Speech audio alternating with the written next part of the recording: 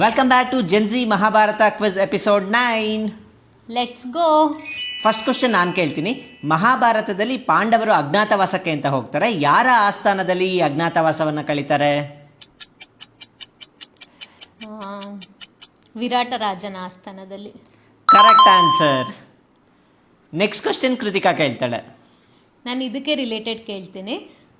ಪಾಂಡವರು ವಿರಾಟ ರಾಜನ ಆಸ್ಥಾನದಲ್ಲಿ ಅಜ್ಞಾತವಾಸ ಮಾಡ್ತಾರಲ್ಲ, ಆಗ ಅರ್ಜುನ ಯಾವ ಹೆಸರಿನಲ್ಲಿ ಅಲ್ಲಿ ವಾಸವಾಗಿರ್ತಾನೆ? ಅಯ್ಯೋ, ನನಗೆ ಗೊತ್ತಿದು. ಬೃಹನ್ನಳ. ಯಾ, ಕರೆಕ್ಟ್ ಆನ್ಸರ್.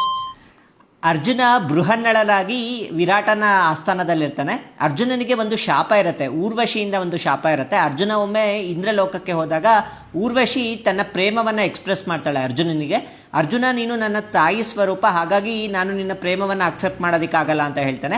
ಆವಾಗ ಊರ್ವಶಿ ಅರ್ಜುನನಿಗೆ ಶಾಪ ಕೊಡ್ತಾಳೆ, ನೀನು ನಪುಂಸಕನಾಗು ಅಂತ. ಈ ಶಾಪ ಮುಂದೆ ಅರ್ಜುನನಿಗೆ ಸಹಾಯ ಆಗತ್ತೆ. ವಿರಾಟ ರಾಜನ ಆಸ್ಥಾನದಲ್ಲಿ ಬೃಹನ್ನಳೆಯಾಗಿ ಅರ್ಜುನ ಇರ್ತಾನೆ. ನೆಕ್ಸ್ಟ್ ಕ್ವಶನ್ ನಾನು ಕೇಳ್ತೀನಿ. ಕೌರವರು ಮತ್ತು ಪಾಂಡವರ ಮಧ್ಯೆ ಕುರುಕ್ಷೇತ್ರದಲ್ಲಿ ಯುದ್ಧ ಆಗತ್ತಲ್ಲ, ಕೌರವರ 3ನೇ ಸೇನಾಧಿಪತಿ ಯಾರು?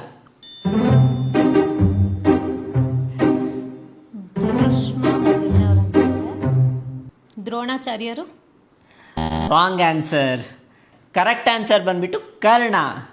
ಮೊದಲನೆಯವರು ನೀನು ಹೇಳ್ದಾಗೆ ಕರೆಕ್ಟಾಗಿ ಭೀಷ್ಮರಾಗಿರ್ತಾರೆ. ಭೀಷ್ಮ ಅರ್ಜುನ ಸೋಲಿಸ್ಬಿಡ್ತಾನೆ ಭೀಷ್ಮನನ್ನು. ಅದಾದ ನಂತರ ದ್ರೋಣಾಚಾರ್ಯರು ಬರ್ತಾರೆ. ದ್ರೋಣಾಚಾರ್ಯರನ್ನ ದುಷ್ಟದ್ಯುಮ್ನ ಕೊಲ್ತಾನೆ. ಅದಾದ ನಂತರ 3ನೇ ಸೇನಾಧಿಪತಿಯಾಗಿ ಕರ್ಣ ಬರ್ತಾನೆ. ಓಕೆ. ನೆಕ್ಸ್ಟ್ ಕ್ವಶನ್ ಕೃತಿಕಾ ಕೇಳ್ತಾಳೆ. ನಕುಲ ಮತ್ತು ಸಹದೇವರು ಇರ್ತಾರಲ್ಲ, ಅವರ ತಾಯಿಯ ಹೆಸರೇನು?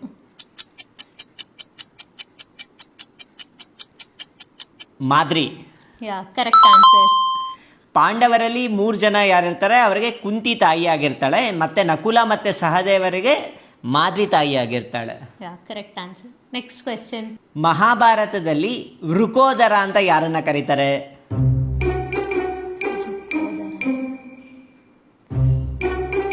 ಭೀಮ.